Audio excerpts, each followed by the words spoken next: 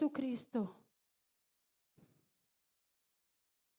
que su palabra sea la que edifique su cuerpo y que toda necesidad sea saciada y satisfecha en Cristo Jesús. El Señor me hablaba de la falta de fe. Y para hablar de la falta de fe es necesario aclarar antes qué es la fe. ¿A qué usted llama fe? ¿Usted se ha preguntado qué es fe para usted?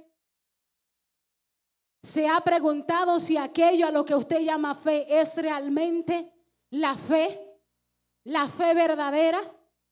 Muchas veces pensamos que fe es simplemente creer en algo que yo creo y que quiero conseguir y que puedo con mis fuerzas sostenerlo.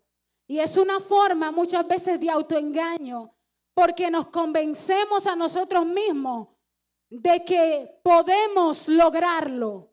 Cuando decimos, ten fe, cree, muchas veces lo que está en el corazón no está en fe, cree, sino tú puedes. Y alguien dirá, ¿y qué tenemos? ¿Qué problema hay en ese tú puedes? ¿Sabe cuál es el problema? Que cuando yo pienso que yo puedo en mis fuerzas, yo estoy anulando a Cristo. Yo estoy entronando al yo en un trono que solo le pertenece a Cristo. En un trono que solamente fue levantado para Cristo en mi vida. Pero yo decido colocar en ese trono al yo para que el yo gobierne. Y sí, me automedico, me autoengaño, me autoinformo, me autoministro, diciéndole a mi mente y a mis emociones, tú puedes superar esto. Creo que por eso el apóstol Pablo fue bien intencional cuando dijo, todo lo puedo en Cristo. Y ese en está denotando lugar, tiempo, espacio, orden, importancia. Está diciendo, en el tiempo Cristo todo lo puedo. Pero nosotros estamos desesperando en que sea nuestro tiempo y no en el de Cristo. En el lugar de Cristo es que todo lo puedo, pero seguimos intentando en muchos lugares en nuestra mente. Y lugar ahí significa base, desde donde opero, desde donde me muevo, desde donde yo profeso aquella fe que profeso. Entonces hablamos de fe. ¿Qué es la fe? Y hay algunas definiciones de fe que quiero que veamos. Encontré una definición, le voy a poner la más sencilla y menos teológica. Dice la fe, del latín fides, es seguridad o confianza en una persona, cosa, deidad, opinión, note esto, doctrinas y enseñanzas. O sea, que esta fe de la que está hablando ahí puede ser en cualquier cosa, ¿se da cuenta? En cualquier cosa menos en Cristo. Hay otra definición de fe que es la del Strong, pistis, persuasión, credibilidad, moralmente convicción de verdad, religión o de la veracidad de Dios o de un maestro religioso. Específicamente, confianza en Cristo para salvación. Y quiero parar ahí. ¿Cuántos de nosotros hemos visto o estamos viendo la fe así en nuestra vida diaria? ¿Cuántos de nosotros hemos visualizado la fe como esa convicción convicción de la veracidad de Dios, como esa confianza en Cristo para salvación. Porque lo creamos o no, todo lo que nosotros hacemos en nuestra vida, mucho tiene su raíz en lo que yo quiero en mi futuro. Fíjese. Pero la fe de nosotros no puede estar basada en lo que yo quiero en mi futuro, sino en lo que ya se realizó en el pasado. No sé si me entendió. Nuestra fe no puede andar detrás de lo que va a suceder en mi futuro, que ahí radica muchas veces nuestros declives y nuestras caídas, en que pensamos que estamos necesitados de correr detrás de un futuro, cuando en realidad solo necesitamos estar cimentados en lo que ya se hizo en el pasado de Dios, que viene siendo nuestro presente y nuestro futuro, pero desde donde yo estoy creyendo. Desde el afán por alcanzar un futuro que no depende de mí, o la confianza en un presente, un futuro y un pasado que ya fue gestado en la eternidad. Entonces, es bien importante que nosotros entendamos que la fe no es algo que yo busco cuando llega la enfermedad, que la fe no es algo que yo debo buscar cuando me dieron el palo que yo no me estaba esperando, cuando me llegó la mala noticia. La fe está ahí para yo ser establecido en Él, en Cristo. Para eso es la fe. Para que tú y yo no estemos, hoy soy espiritual y mañana no soy espiritual. Hoy estoy en Cristo y mañana estoy en ¿quién? Póngale nombre. ¿Cuál es ese Dios? ¿Cuál es ese estandarte? Esa base en la que muchas veces nos apoyamos, ignorando silenciosamente y rechazando a Cristo y lo que Él representa. Muchas veces simplemente porque me duele, me causa dolor, me causa incomodidad, porque ya nos programaron, hermanos, para detestar la incomodidad. Nos programaron para ver el dolor como algo imposible. Yo no puedo entrar ahí, no puedo abrazar a ese hermano porque me incomoda, me duele. Y estamos siguiendo solamente las leyes del yo, sin darnos cuenta. Jesucristo. No creo que lo logre, así que mejor.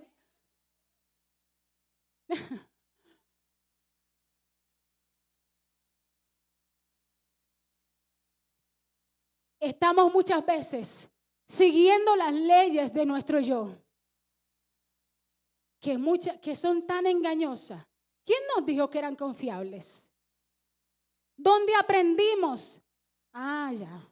Seguro eso viene de este concepto que a muchos se nos inculcó por estar viendo novela o quién sabe. Y yo veo novela, no es que no la vea. Pero si la ve sin discernimiento, usted está listo para ser moldeado a este mundo. Nos enseñaron, haz lo que tú sientas en tu corazón. Guíate de tu corazón. Es lo que tu corazón te diga. Y no hemos entendido lo que Dios tuvo que decirle a Jeremías. Que engañoso y perverso es el corazón más que ¿qué? Que todas las cosas. En ese todas las cosas ponga al diablo, ponga a esa gente que usted etiqueta de engañador, que usted dice, esa persona es un engañador. El que tú tienes adentro es peor. es más engañador todavía y confías en Él, lo escuchas a Él, tomas decisiones en base a lo que Él piensa. Engañoso y perverso es el corazón más que todas las cosas. No fue por eso que el Señor dijo que sobre todas las cosas, mire, tienen eso en común, más engañoso que todas las cosas, entonces sobre todas las cosas que tú cuides, que tú quieras proteger, que tú quieras guardar, que tú quieras vigilar, que es lo que en el origen significa guardar, guardes tu corazón. Está diciendo sobre todas las cosas que tú estás muy, hay que cuidar esto, hay que cuidar aquello. Vigiles, déjame vigilar este corazón. ¿Qué es lo que está pensando? ¿Qué es lo que está saliendo de él? ¿Qué es lo que me está diciendo? Pero esta misión que Dios nos ha dado de guardar el corazón, de cuidar el corazón, no se logra sin la gracia de Dios. Es imposible. Y muchos no hemos logrado ver la vida emanando del corazón como dice que debe pasar, porque no lo hemos hecho desde la gracia. No hemos vigilado el corazón desde la gracia, sino desde nuestro yo, desde nuestra propia fuerza. Y el corazón solo se puede vigilar correctamente desde la gracia. Si vemos el significado de gracia, en el original lo que significa es influencia divina sobre el corazón humano. Está diciendo que vigilar y guardar el corazón no es tan difícil cuando lo que está gobernando a Betania es la gracia y no el, ¿cómo le pongo? Son tantos nombres. El yo empoderado, el orgullo, la autosuficiencia, la vida de apariencia, el autoengaño. Cuando yo veo el corazón, yo puedo ver tantas cosas que muchas veces salen de él, que son las causantes, muchas veces, del dolor innecesario que padecemos, de la incomodidad innecesaria que padecemos, de la carga innecesaria con que cargamos, de la falta de descanso que experimentamos. ¿Cómo se está viendo la fe en nuestra vida? Hoy el Señor nos está alimentando, edificando con su palabra. Pero el lunes otra vez te vas a enfrentar al yo. Otra vez te vas a enfrentar a ese corazón engañoso. Otra vez vas a tener que decidir si confío en Cristo o si confío en mí. Para muchos esta palabra es muy dura. ¿Y sabe por qué es tan dura? Es más dura porque estamos sostenidos en nosotros mismos y no en Él. Porque no hemos aprendido a descansar y a entender que es su obra, que es su historia, que es su protagonismo, que Él comenzó la historia y Él la lleva a cabo. Y Él es fiel, Él es capaz, Él puede hacer todas las cosas posibles. Pero nuestra mente nos está diciendo, no puedes. Tú no vas a salir de ahí. Tú no vas a poder lograr. Tú no vas a hacer eso. Y el problema de la falta de fe es que ella trae su ramillete de familias. El temor, la duda, el miedo que te paraliza, que no te deja vivir, que no te deja actuar en aquellas buenas obras que ya Dios preparó de antemano. Y que Él las preparó porque sabía lo que Él había depositado en ti para que tuvieras la capacidad de andar en esas buenas obras. Pero muchas veces el corazón sigue teniendo el engaño como preeminencia en nosotros. La otra definición que quiero que veamos de fe, pero me gustaría que se quedara con esta: confianza en Cristo para salvación.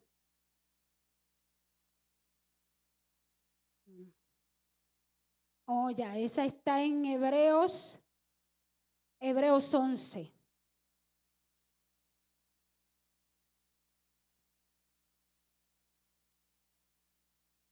Hebreos 11, esa usted me dirá, Betania, yo conozco esa. Sí, pero a veces no la entendemos.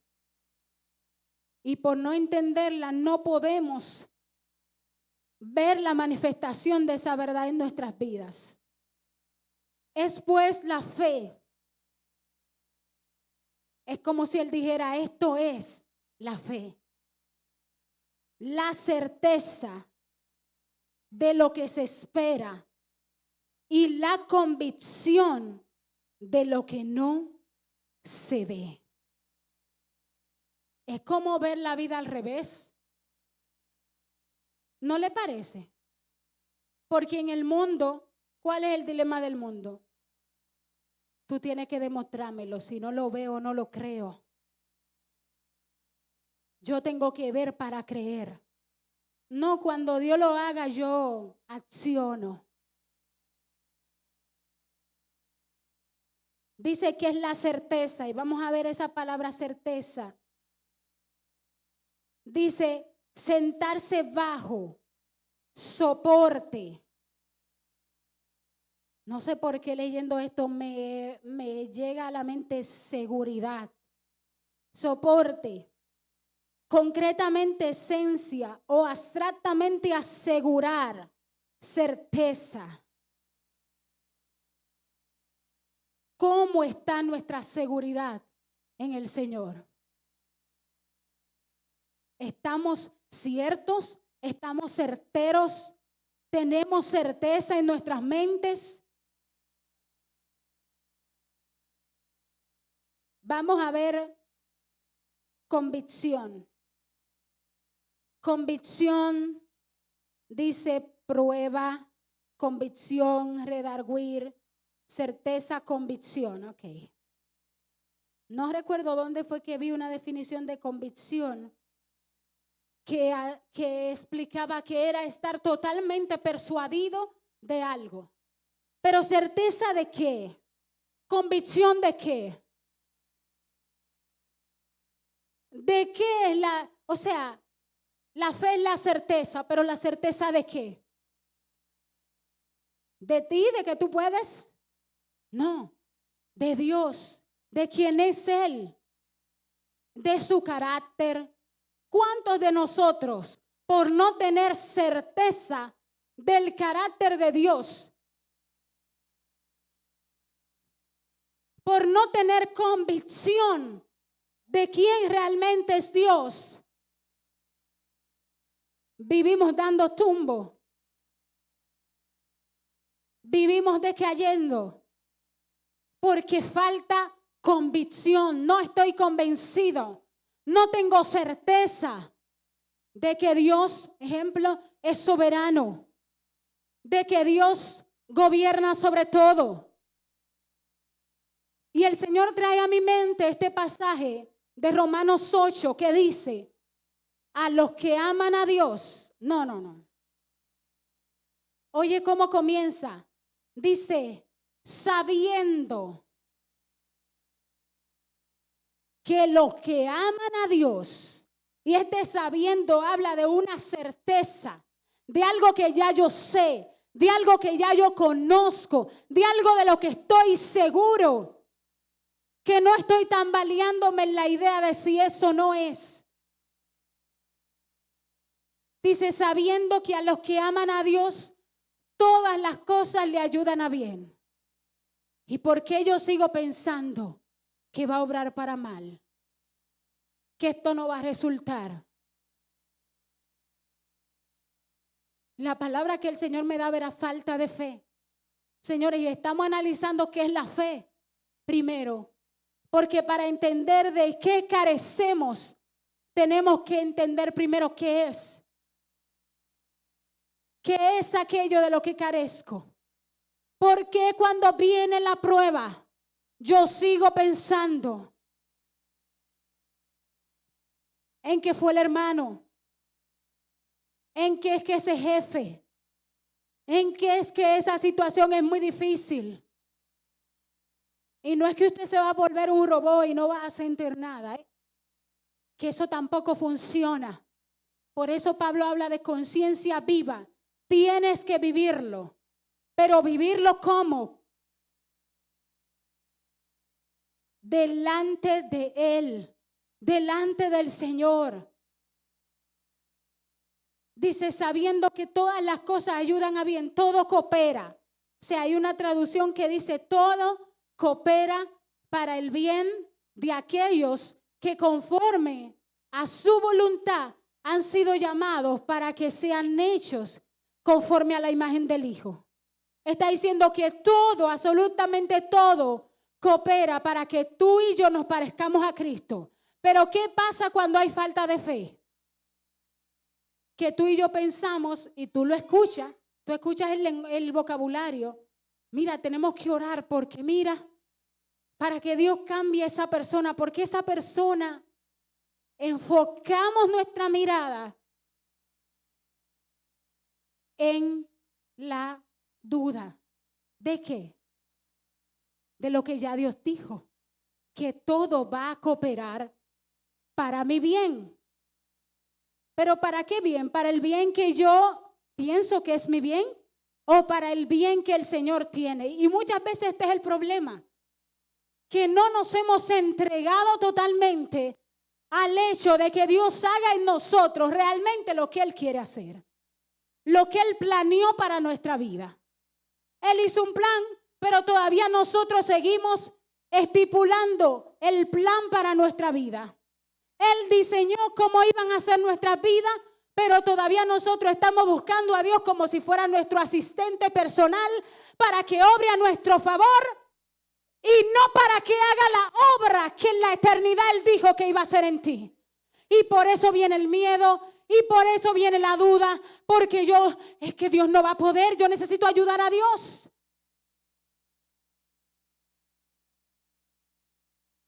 Dios no necesita de nuestra ayuda. Es infatuación y orgullo pensar que podemos ayudar a Dios. Él no necesita nuestra ayuda para hacer lo que ya Él diseñó. ¿Tú crees que el que se inventó el aire acondicionado necesita que alguien vaya y le diga cómo es que eso va a funcionar? No lo necesita. Porque el que tiene la sapiencia y uno de las características de Dios, estamos conociendo a Dios, estamos conociendo al Padre. Una de las características de Dios es que Él es el único y sabio Dios. Ese mérito, ese sombrero no le sirve a más nadie. No hay vacante para otro único y sabio Dios. Él es el único y sabio Dios. ¿Y por qué ante la situación que estamos atravesando pensamos o llegamos a creer que no necesitamos saber qué Dios piensa de eso? O que nosotros podemos resolverlo con nuestra propia, como hablábamos el martes, nuestra propia prudencia, nuestras opiniones propias. Cuán acariciadas y amadas son nuestras opiniones propias. Eso está mal dicho, diría mi esposo. Ya dije nuestras y propias. ¿Cuántas veces lo que estamos atesorando son nuestras propias prudencias?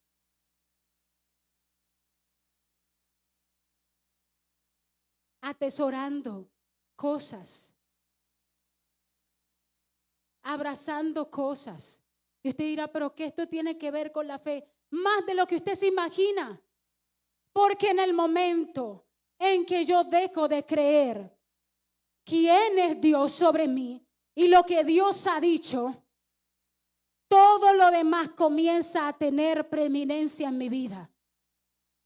el orgullo, el ego, las ambiciones, las metas, todas esas cosas que pueden parecer muy buenas para guardar la imagen de ti mismo que quieres preservar, pero no sirven a la hora de manifestar la vida en abundancia, la paz, el gozo, la plenitud, el descanso, la vida de Cristo.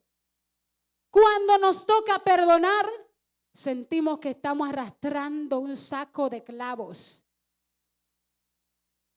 ¿Por qué?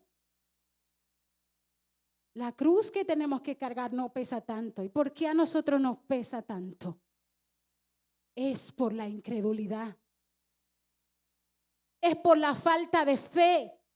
Y vaya hacia lo que definimos, confianza en Cristo. En que es Cristo y no yo. En que no soy yo que va a perdonar, es Cristo que va a perdonar a través de mí. Es Cristo que ama a través de mí. Es Cristo que todo lo puede en mí y a través de mí. Es Cristo quien tiene el total señorío. No sé cómo que va este mensaje. Vamos a ir a Efesios 2.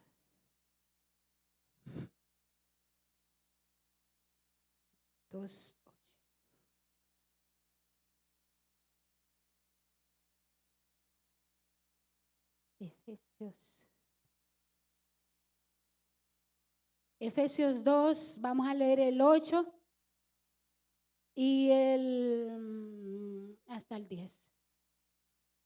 Dice, porque por gracia sois salvos por medio de la fe.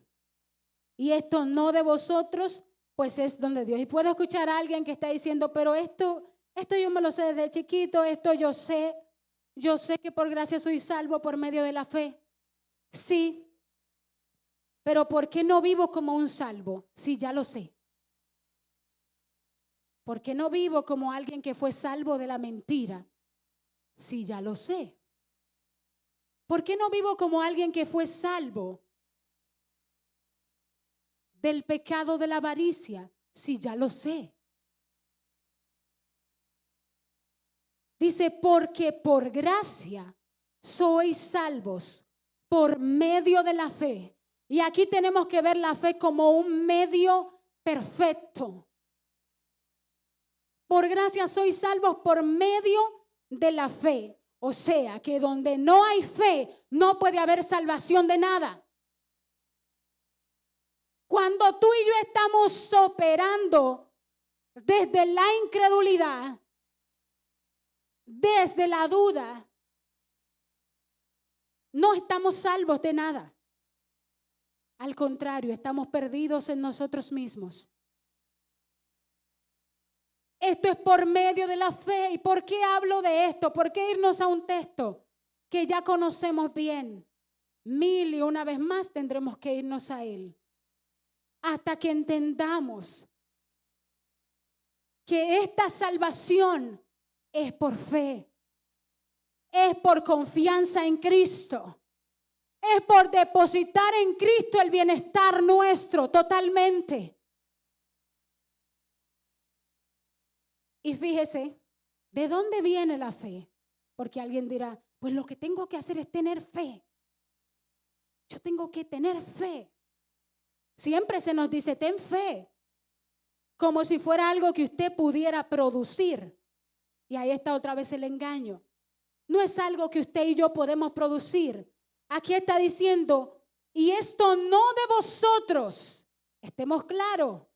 Esto no es mío. Esto no es de Betania. Esto no es que, mira, Helen sí tiene fe. Mira, no, esto no de vosotros.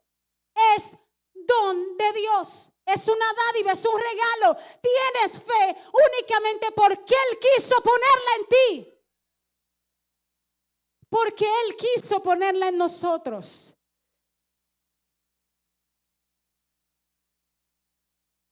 Y esto no de vosotros, pues es don de Dios. no por obras, sigue aclarando. O sea, pareciera que con el 8 ya estamos muy claros, ¿verdad? Pero él se ve la necesidad de tener que aclarar, por si tú no entendiste, no por obras. ¿Cuáles son esas obras? No por obras para que nadie se gloríe, porque el problema es que como el mismo apóstol Pablo dice en Romanos, el que obra su salario no se le cuenta como pago, sino como deuda.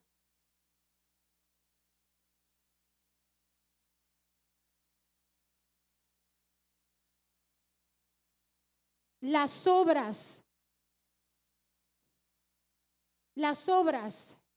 nos hacen pensar que merecemos reconocimiento, y ahí está el problema.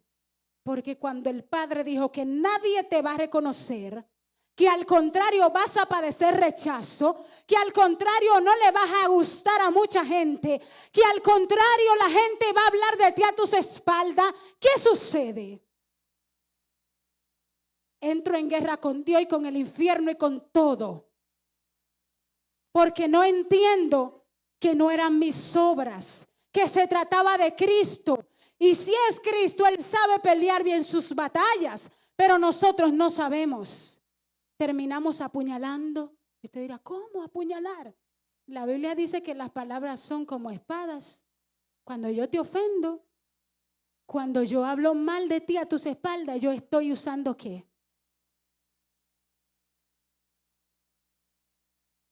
Apuñalando.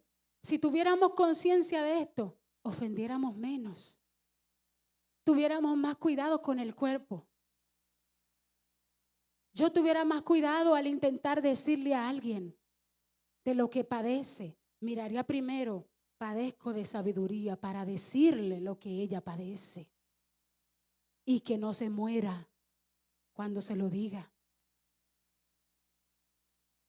Y esto que le estoy hablando, muchos pueden pensar, ella lo sabe. Duro me fue entender esto. Y todavía no lo entiendo en su totalidad. Porque muchas veces creemos que saber la verdad de alguien es la espada que necesitamos. Pero no es así.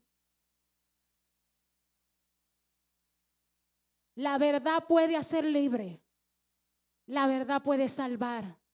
Pero la verdad desde un corazón incorrecto puede matar, herir a quien no se supone que matemos, ni que hiramos.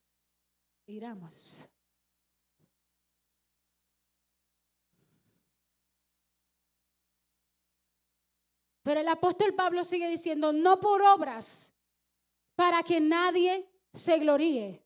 Y Dios muchas veces nos deja. Vamos, dale. Haz tus obras, haz tus planes. Dale para allá. Porque Dios nos ama tanto que muchas veces su forma de amarnos es precisamente dejarnos que caminemos un poco ahí para que entendamos lo duro y pesado que puede ser cargar con nuestra propia salvación, no con la de Cristo. Lo doloroso y pesado que puede ser querer ser el salvador de nuestra propia vida. Ese precio solo lo pudo pagar Cristo. Solo lo pudo llevar Él. Y mientras tú y yo pensemos que podemos hacer eso, vamos a sufrir muy duramente. Y no aquel sufrimiento del que Cristo habla. No aquel sufrimiento que es para vida y glorificación. Dice el 10, porque somos hechura suya, creados en Cristo Jesús para buenas obras, las cuales Dios preparó de antemano para que anduviésemos en ella. Y aquí vuelve y menciona la palabra obras. Pero ¿de qué obras está hablando aquí? De las obras del yo, desesperado por una perfección que todavía Dios no ha decidido que tengas, o de las obras que realmente Él preparó de antemano para que tú y yo andáramos en ella y pudiéramos decir, wow, pero mira, abracé a esa persona y ya no me molestó. Óyeme, fui a visitar a ese enfermo y ya no fue difícil. Mira, me ofendió y ya no fue tan doloroso. Esto me hubiese matado hace un par de meses atrás y ahora sencillamente no me mata. ¿De cuáles buenas obras está hablando el apóstol aquí? Dios preparó buenas obras para nosotros, para que andáramos en ellas, pero obras que consigo traen descanso, no afán. Esa es la gran diferencia entre las obras de Dios y las obras del yo. Que las obras del yo producen afán, producen turbación, pero las obras de Cristo, las obras que son producidas por Cristo en nosotros, por su obra en nosotros, son gozo, descanso, paz. Esas son las obras. Pero muchas veces seguimos dejando que el yo nos imponga. O que otro, porque a veces el hombre. ¿Cuánta gente escondida por miedo a lo que un hombre va a decir? Porque mi negocio todavía no es con Cristo, sino con el hombre.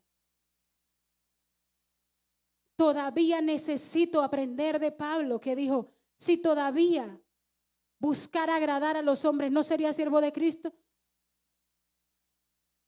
A mí me ha costado tanto eso. Ojalá que a usted no le cueste tanto. Porque aprendí desde muy pequeña a agradar a todo el mundo y a decirle que sí a todo el mundo. Y de eso se trataba ser un buen cristiano.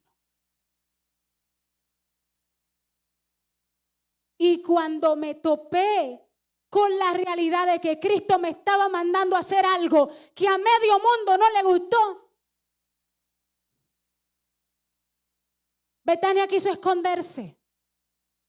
Betania quiso salir corriendo, porque mis compromisos humanos hay que sostenerlos. Señores, no se puede andar rompiendo las cosas. Y no se vayan los mal pensados pensando que lo estoy mandando a ser irresponsable. Sea responsable. Usted tiene la capacidad de Dios para hacerlo. Estoy hablando de esos compromisos del corazón, porque el corazón quiere recibir aprobación de quien no se supone que reciba esa aprobación. Tu aprobación, mi aprobación viene de Dios. Pero seguimos cultivando ídolos, abrazando el ídolo de la perfección. A veces, penosamente, hasta de la vida cristiana perfecta. De esta manera es que tienen que verse mis hijos. Mi casa tiene que estar de esta manera, porque si no, la gente va a pensar que yo no soy cristiana. De esta forma es que yo debo de hablar, porque si no, la gente se da cuenta que el factor común es gente. ¿Pero por qué? El problema no es la gente. El problema es el corazón que está buscando aprobación donde no debe buscar aprobación. Debe buscar esa aprobación en Cristo y solamente en Cristo. Y hasta que nuestra vida y nuestra comunión con Dios no sean tan genuinas como para verte que es Cristo y tú. Y cuando hablo de ti, no hablo de ti, del yo, sino de ti, el cuerpo de Cristo. Cuando entendamos que nuestra vida y nuestra comunión con Dios no depende de las ambiciones de mi corazón o lo que mi corazón quiere alcanzar, sino de aquel que debe gobernarlo, vamos a descansar. Sí, es verdad, nos van a lanzar flechas. Van a venir con ¿cómo se llama eso? No, no, no. La cosa que mocha cabeza, ¿cómo que le dicen? No, es como una espada afilada que tiene como una S en, ajá. Van a venir con la hoz sobre nosotros. Y no debería sorprendernos. Muchos nos alarma oír esto, pero Cristo no te prometió que no lo sufrirías. ¿Quién te prometió que no lo sufrirías? Esa es la gran pregunta. Y ahí es donde nos damos cuenta que tal vez hemos estado viviendo un evangelio de lo que el yo quiere y no el de Cristo. Ay, pero qué fatalista, Betania, entonces vamos a vivir una vida de sufrimiento. No, pero sí va a haber sufrimiento. Él dijo que la vida que Él da es una vida en abundancia. ¿Sabe qué significa? Que no es solo vida, es que te va a abundar. Es que vas a poder, hay una frase que yo le digo a mi esposo, que tal vez la digo sin conciencia, o tal vez con un poquito de conciencia. Yo siempre le digo, mi amor, si hoy fuera mi día, oye, ya yo estoy paga. Yo estoy feliz. Tú ves gente que va, hay un tapón, alguien chocó a otro, y, ay, Dios mío, y se agarran como, cuidado si me voy, porque tengo muchas cosas que hacer que no he hecho. Pero Dios ha sido tan bueno. Solo el hecho de mostrarme su verdad me hace querer estar con Él. Y no se engañe, todavía seguimos padeciendo y lidiando con muchas cosas que si usted lo viera se mandara. Pero aquí no se está hablando de perfección. Estoy hablando de valorar a Cristo por lo que Él es. Y esto tiene que ver con nuestra fe. Porque no podemos verlo como Él es. Porque no hay convicción ni certeza de quién es Él. Porque tampoco hay una mente en atención a Cristo. No es culpa solo de nosotros, del sistema. Que nos envuelve tanto que no podemos detenernos a considerar a Dios, a escuchar a Dios. Que en la semana de verdad, si alguien nos pregunta ¿qué Dios te habló? Tal vez no tenemos un ¿qué Dios me habló? A lo mejor, ay no, mija, ayúdame mejor, que voy muy cargado. A veces eso es lo que sale. Y no es que no hay cargas. A veces hay gente que yo quisiera mudarme para su casa para poder ayudarlo. Porque tienen mucho sobre ellos. Pero no se trata de eso. Los trabajos siempre van a estar. Se trata de dónde está tu mente. De dónde está tu atención. De por qué estamos andando en falta de fe e incredulidad, que es como el sinónimo de la vida edificada en el orgullo. Y usted dirá, Betania, ¿cómo orgullo?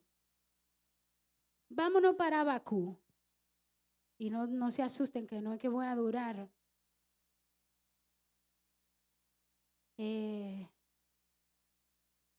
¿Dónde está Habacuc? Habacuc. Aquí está. Antes de Sofonía. Yo casi no voy a Habacuc, ¿tú ves? Antes de Sofonía, Habacuc. Ok. Antes de leerle lo que le voy a leer, le voy a dar un breve resumen, después usted lo lee en su casa. Dios le muestra a Habacuc una visión de su pueblo, donde le dice que van a venir los asirios o filisteos, una de esas gente. Pero Dios le habla a Habacuc como si él estuviera aliado con los filisteos. O sea, Dios, como si Dios estuviera aliado con los filisteos o con los asirios, la gente que estén ahí, que no me acuerdo. Y Dios le dice en la visión que esa gente de Asiria o de Filicia va a venir y va a asediar al pueblo de Dios. Iba a haber violencia, iba a matar, Y Habacuc, cuando escucha esto, he oído tu palabra y temí. Y comienza muy espiritual el hombre. Hasta que dice, usted lo entenderá luego, pero en ese momento él dice, ¿dejarás morir al inocente? Y comienza a cuestionar a Dios. ¿De verdad tú apoyarás a aquel malo? ¿Serás tú injusto? Y comienza por ahí a cuestionar a Dios. Déjame buscar. Miren el 13. Habacuc 1:13 dice, muy limpio eres de ojos para ver el mal. Si puedes ver el agravio, ¿por qué ves a los menospreciados y callas? Cuando destruye el impío al más justo que él. Lo primero es que ya ahí podemos ver que es orgullo. Porque ¿quién le dijo a Habacuc que ese era justo? ¿O que era más justo que el filisteo? Él le está cuestionando a Dios. Oye cómo empieza, muy limpio eres para ver el mal. ¿No es así como oramos muchas veces? Señor, no permita, tú vas a permitir que esa persona haga esto. Sin tomar en consideración la obra que Dios está haciendo, que al final la vemos. Él le hace tantos cuestionantes a Dios, hasta que Dios espera que él hable. Entonces luego Dios le responde a él y le dice, Habacuc esperaba que Dios le respondiera, tranquilo, yo voy a hacer justicia. No. Le respondió con una palabra que no sé si a usted le pasó, pero muchos de nosotros hablábamos en lengua cuando la recitaban y nos empoderábamos en esa palabra. Aunque la visión tardase, espérala porque llegará. ¿Y usted sabe cuál es la visión que llegará? Mochando cabeza, la muerte, el agravio. Esa era la visión que venía. Y nosotros nos empoderábamos en esa palabra. Y aunque la visión tardase, oye, yo me río, Dios mío, porque cuánta ignorancia uno a veces tiene. De verdad, cuando yo oí esa palabra, oye, yo me activaba. Pero ¿qué visión? Lo que mi corazón anhela. No lo que Dios dijo, que viene con un propósito, que no es más que hacerme vivir por fe. Y aquí lo vamos a ver. Dios le dice, escribe la visión.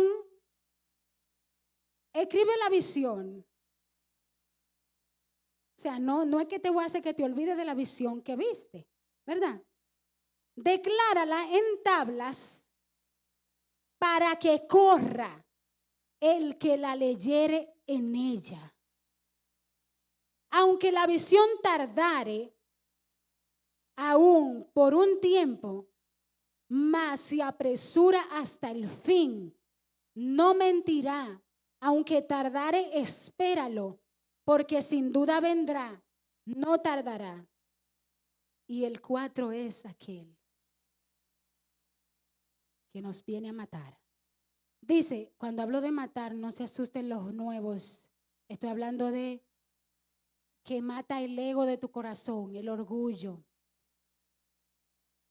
He aquí, dice el 4, aquel cuya alma no es recta, le está dando ahí a Habacuc.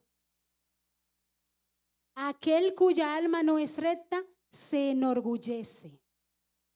Mas el que es verdaderamente justo, por su fe vivirá. Por confiar en Cristo es que tendrá vida, es que va a tener esa vida en abundancia. ¿Entiende ahora por qué decía que la incredulidad es como la base para el orgullo?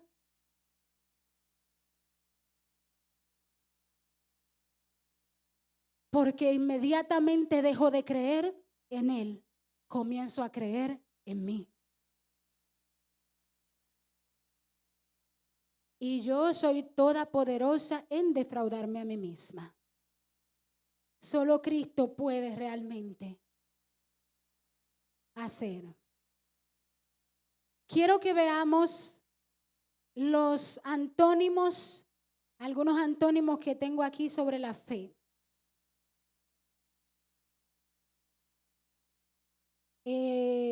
Duda. Y para eso quiero que vayamos a Mateo 14. Mateo 14, 31. No, 30 y 31.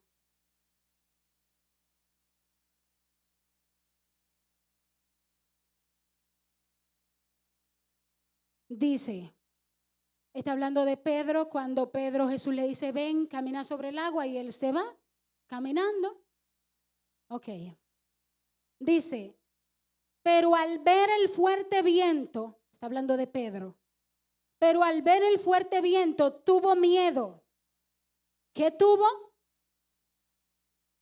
Y comenzando a hundirse, dio voces diciendo, Señor, sálvame. Y aquí yo quiero que nos paremos antes de entrar en la duda. ¿Cuántas veces nosotros estamos orando desde el miedo y no desde la fe? Estamos orando porque hay un miedo que nos llevó a ponernos, nunca nos arrodillamos, pero ese día nos arrodillamos. Porque tengo miedo. Se me olvidó lo que Dios dijo. Se me olvidó caminar por fe. Y el miedo me invadió y terminé postrada. Y no es que está mal clamar a Dios cuando usted siente que Él se va a morir, siga clamando. Pero recuerde que el estándar no es ese, sino que pueda vivir por fe. Dice, y dio voces diciendo, Señor, sálvame. Al momento, Jesús, extendiendo la mano, asió de él y le dijo. Jesús no tenía pelo en la lengua. Yo estoy segura que si hubiese sido yo, le digo, tranquilo, mi amor, lo intento otro día. De verdad. Y Jesús le dijo, hombre de poca fe, ¿por qué dudaste? Y aquí es donde quiero que definamos ese dudaste que está ahí. Dice, propiamente duplicar mentalmente. Duplicar mentalmente, está hablando de una mente dividida, que ya no está en el pensamiento de Cristo y su palabra, sino que está debatiéndose lo que Dios dice, pero por aquí suena lo que yo digo, pero y ahí es donde se arma una guerra de pensamientos. Dice, vacilar en opinión. Mi opinión, sí, tengo el consejo de la palabra de Dios, pero también tengo el consejo prudente de Betania, que le está diciendo a Betania, es mejor de esta forma. Es mejor, mira, que tú no veas a esa persona por lo menos 2 o 3 semanas para que tú sabes.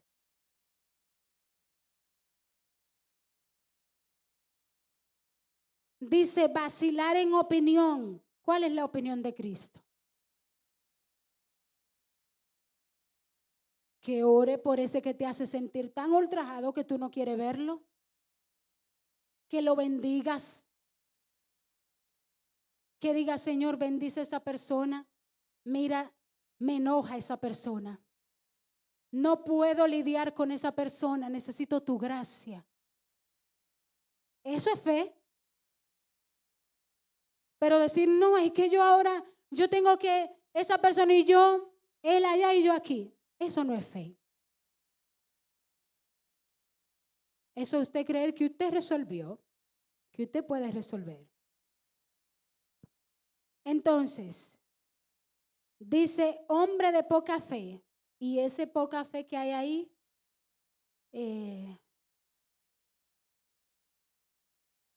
dice, falta de confianza en Cristo. ¿No fue eso lo que pasó con Pedro? Cristo le dijo, ven. ¿A cuántos de nosotros Cristo ya nos dijo todo lo que tenía que decirnos? Ven, Él es la autoridad suprema. Él es el que tiene el total señorío. ¿A cuántos Él le dijo camina? Y todavía están, déjame consultar mi propia opinión. Déjame ver si puedo, porque si usted no se ha encontrado dando, de hecho, excusas ante cosas que usted sabe que fue Dios que las gestó. Y usted se descubre ahí dando excusas. Y excusas van y excusas vienen. ¿De dónde nace eso? Poca fe. Porque el que tiene la autoridad ya te dijo, camina. Ya te dijo, yo te di todas las cosas que pertenecen a la vida y a la piedad. Te fueron dadas en Cristo. Nos fueron dadas. No me gusta decirte porque es como si me hiciera exenta yo. Nos fueron dadas en Cristo Jesús. Para que por medio del conocimiento de Cristo Jesús lleguemos a participar de la naturaleza divina. Esto es vida. Esto es vida en abundancia. Esto es algo que el mundo no entiende, que el mundo no va a comprender. Pero no es que nos lo van a dar, es que ya nos fue dado. Nos hace falta comenzar a desconfiar un poco más de nosotros y a confiar un poco más en Cristo. Cristo es digno de confianza. Él es totalmente digno de confianza. Pero nosotros muchas veces ofendemos a Cristo con nuestra falta de fe, con nuestra duda. Quiero ver así rapidito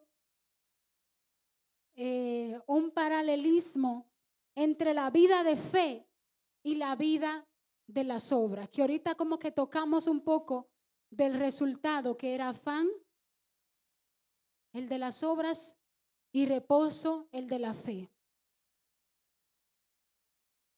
La ley, el tiempo de la ley, cargaba al hombre. Lo mantenía en un círculo tras una misión imposible que no podía alcanzar. Nunca podía lograr alcanzar, cumplir con el estándar, con la demanda. Y el resultado era dolor, amargura, frustración. Pero la vida de fe viene a traernos descanso. Y muchas veces seguimos prefiriendo la imposición. Como me han dicho alguien, pero dime exactamente qué es lo que tengo que hacer. No, yo no estoy aquí para decirte lo que tú tienes que hacer. ¿Por qué tú quieres un mandamiento? No necesitamos la antigua ley, y entiéndame, sabemos que la ley de Cristo es la ley de Cristo. Pero la ley de Cristo no viene a cargar al hombre, sino que por la fe lo viene a capacitar para hacer en Cristo todas aquellas cosas para lo que fue diseñado.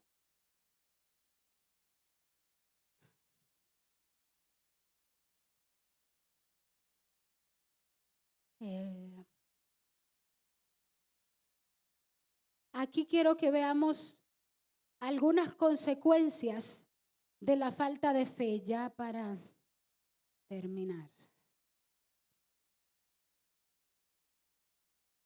Y vamos a Hebreos 11:6. Dice, una de las consecuencias de la falta de fe es el no poder agradar realmente a Dios.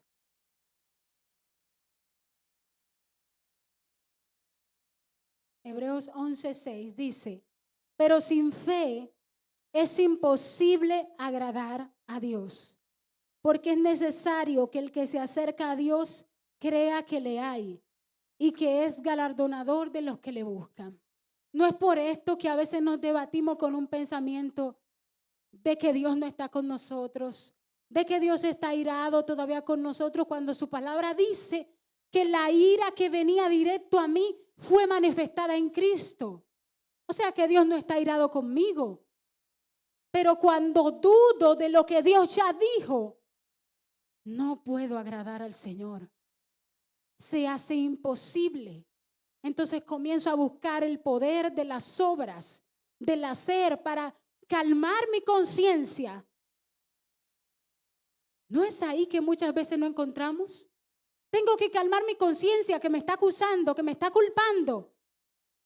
Déjame comenzar a hacer. Si yo hago esto, si yo hago aquello, no lo decimos por la boca, pero empezamos a hacerlo. Queriendo buscar esa calma momentánea y fugaz que solo nos llevará a luego sentirnos más decepcionados por no estar agradando al Señor. Gálatas 2:16. Voy pasándolos rapidito, ya después usted lo estudia. Gálatas 6:16. No, Gálatas 2:16. Ay, no. Sí, Gálatas 2:16. Sabiendo que el hombre no es justificado por las obras de la ley, sino por la fe en Jesucristo. Nosotros también hemos creído en Jesucristo para ser justificados por la fe de Cristo y no por las obras de la ley. Por cuanto las obras de la ley, por cuanto por las obras de la ley nadie será justificado. Eso confirma lo que hablábamos de no poder agradar al Señor. Y esa es una carga muy pesada. Romanos 1:17.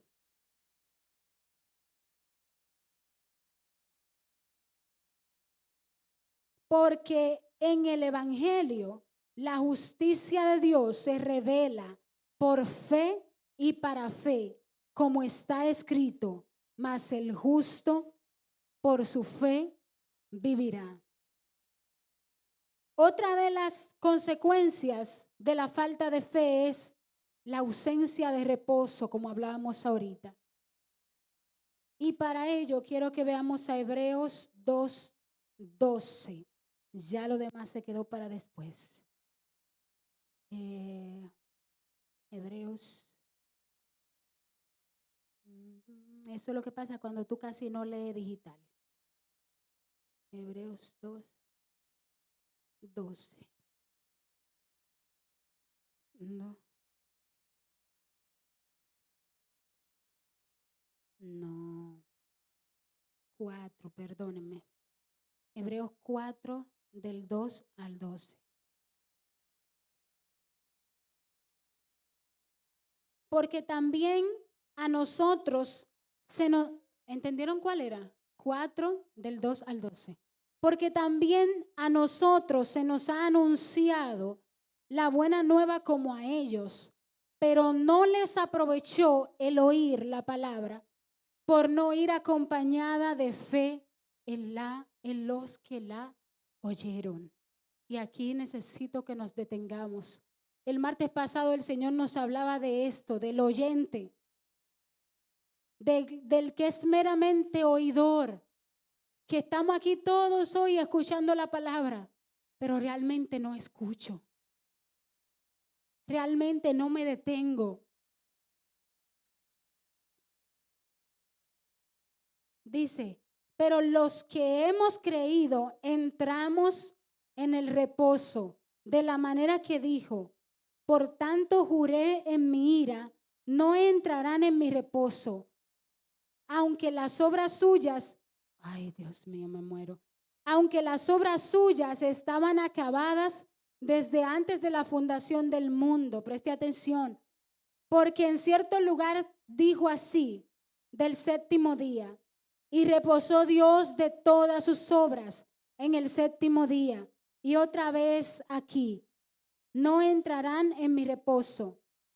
Por lo tanto, puesto que falta que algunos entren en él, y aquellos quienes primero se les anunció la buena nueva no entraron por causa de desobediencia, otra vez determina un día, hoy diciendo, después de tanto tiempo por medio de David, como se dijo, si oyeres hoy su voz, no endurezcáis vuestros corazones, porque si Josué les hubiera dado el reposo, no hablaría después de otro día. Por tanto, queda un reposo para el pueblo de Dios, porque el que ha entrado en el reposo también ha reposado de sus obras como Dios de las suyas. ¿Sabe lo que significa eso? Todo lo que tú y yo estamos viviendo y vamos a vivir, ya Dios descansó de eso. Ya Él lo realizó. No lo está realizando ahora. Él ya lo hizo en la eternidad. Y está hablando, los que entramos en el reposo del Señor, hemos descansado de nuestras obras. ¿Cuáles obras? Las buenas obras, las malas obras. Así como Dios ya terminó con lo que iba a hacer. Procuremos pues entrar en aquel reposo para que ninguno caiga en semejante ejemplo de desobediencia. Y esa desobediencia es incredulidad. Porque la palabra de Dios es viva y eficaz y más cortante que toda espada de dos filos y penetra hasta partir el alma y el espíritu, las coyunturas y los tuétanos, y discierne los pensamientos y las intenciones del corazón. Yo le invito a que si la palabra no es la que estamos hablando aquí, la que estamos comiendo en nuestras casas, si la palabra no está cortando, no está discerniendo pensamientos, intenciones de su corazón, comencemos a orar a Dios, que alumbre nuestros ojos, que abra nuestro entendimiento para que podamos ver esta realidad en nosotros. Tendría que seguir, pero creo que por hoy voy a terminar. Póngase sobre sus pies.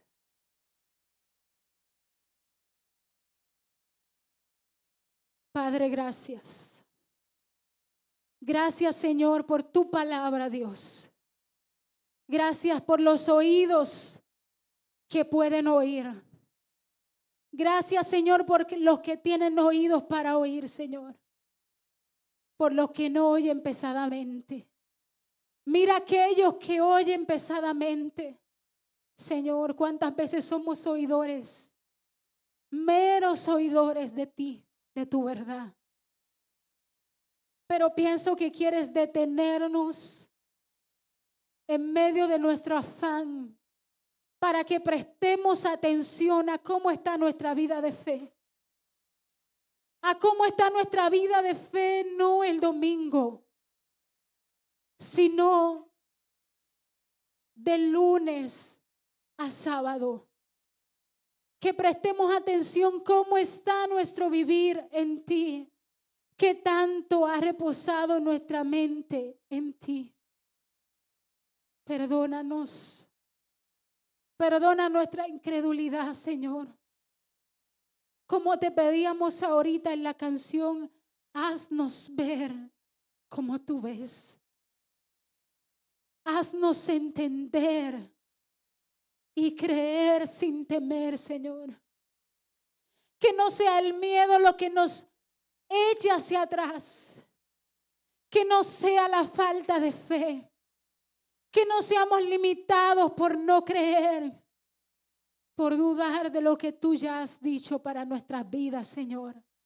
Sino que entendamos que Cristo es capaz, que Cristo es fiel, que Cristo es merecedor de toda confianza, que Cristo es el Señor realmente, que Cristo es el Señor de toda autoridad, Dios.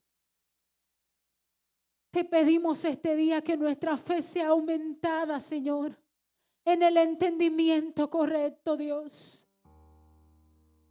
Que nuestra fe pueda estar bien arraigada, para que no seamos como Pedro, que al ver el viento de la tormenta comenzó a hundirse.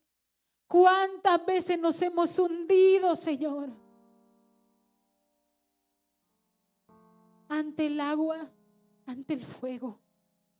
Cuando tú dijiste que pasaríamos por las aguas y ellas no nos anegarían, que pasaríamos por el fuego y Él no nos quemaría. Yo necesito que oremos unos por los otros. Ahí donde tú estás, levanta tu mano sobre tu hermano. Señor, necesitamos fe. Hay necesidad de fe verdadera, de fe real, Señor. Esta vida no se puede vivir si no es con la fe. El que ha sido justificado solo podrá vivir con fe. Solo podrá vivir con fe.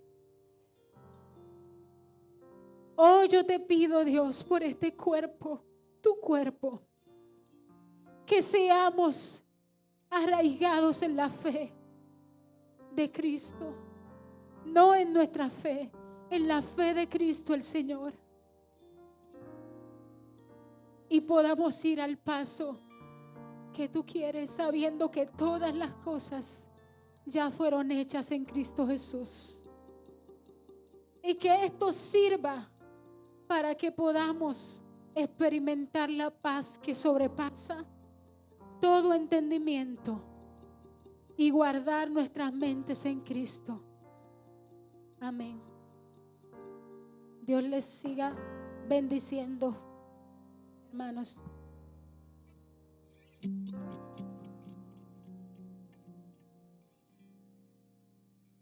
Santo es el Señor. Antes de que usted salga, quisiera dejarles algo referente a lo que la hermana Betania estuvo hablando en esta mañana. El hecho fundamental de la existencia es que esta confianza en Dios, esta fe, es el fundamento firme de todo lo que hace la vida que valga la pena. Es nuestra comprensión de lo que no podemos ver. El acto de fe es lo que distinguió a nuestros antepasados, los colocó por encima de la multitud. Por la fe vemos el mundo creado por la palabra de Dios, lo que vemos creado por lo que no vemos. Por un acto de fe, Abel trajo a Dios un sacrificio mejor que el de Caín. Fue lo que él creía, no lo que trajo, que hizo la diferencia.